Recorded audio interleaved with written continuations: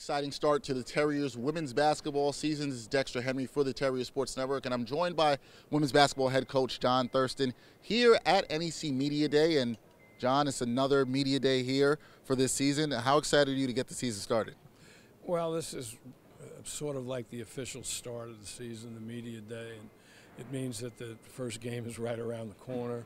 Of course, the Barclays Center is such a fantastic facility, and it's nice that the people all come to Brooklyn, and that Brooklyn is kind of the center of the NEC for today. And we ended up last season with Brooklyn being the center of NEC basketball, and we're starting off the season with Brooklyn being the center of NEC basketball. So it's a good feeling.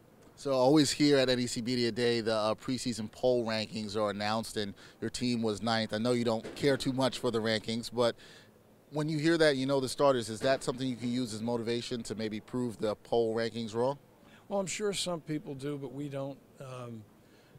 We won't even mention it because it really, most of the schools probably hand that over to the SIDs to vote or to their assistant coaches, and they don't even pay much attention to it. So we don't do that. We're more concerned about what we're doing, why we're doing it, how we're doing it, and who we're doing it with.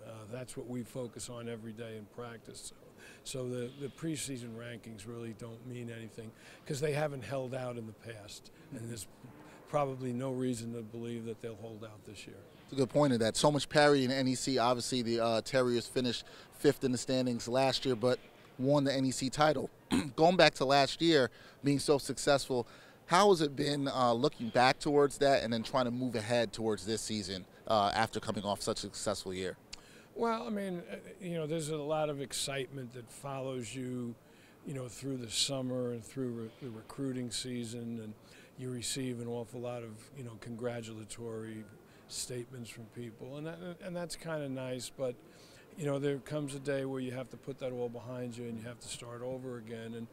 And for myself, I'm really enjoying this year because it's a much greater challenge for a coach when you have 7 new freshmen and most of your returnees are basically inexperienced also. So we really have only one experienced player in Leah Fetchko. So you have to put so much more thought into it each and every day, and you have to review so much in your mind each and every day. So for a coach like me who doesn't get into who's picked where and all that, and really gets into tries to get into the X's and O's of it, that's really exciting for me, much more so than when we had all returnees and they could have run their own practice. Now I can actually get involved in the practice because you're teaching, and that's what we all live for, is to teach. Teaching such an important aspect of the game. You talked about the newness on this team, 7 new freshmen on this team.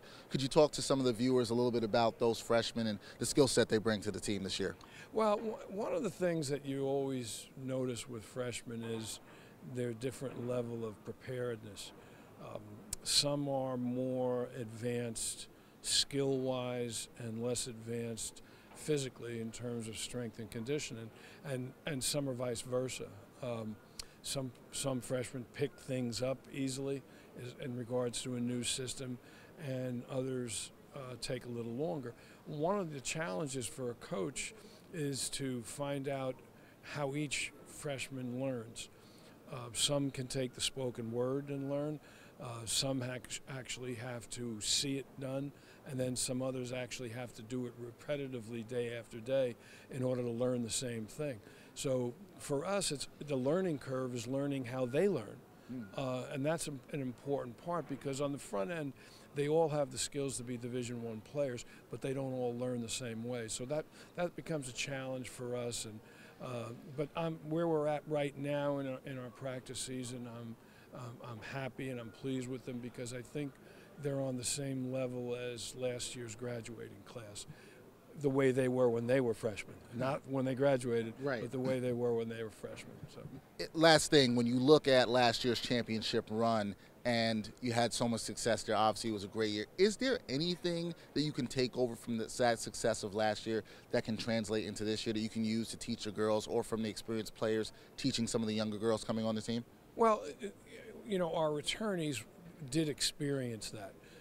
They know what it took, even though they might not have been in the thick of the action all the time, but they did experience it.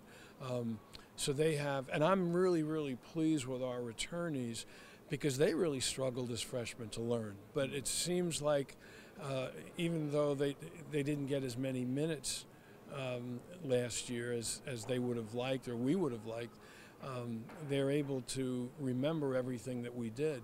And it's great to see the confidence that they bring to it from having been part of an NCAA team. And that's what we told them. I mean, no one will ever be able to take that away from you, whether you were a starter or a sub. You were part of the first NCAA team in St. Francis College history.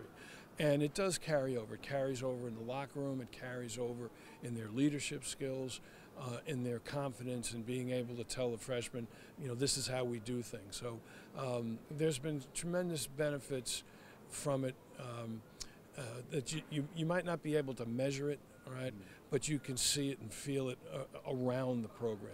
Gotcha. Well, last year, the St. Francis women's basketball team, they made history winning the first NEC title in school history. Terriers will look to have another successful this season in the 2015-26 season. They'll be led by head coach John Thurston. For John Thurston, I'm Dexter Henry for the Terriers Sports Network.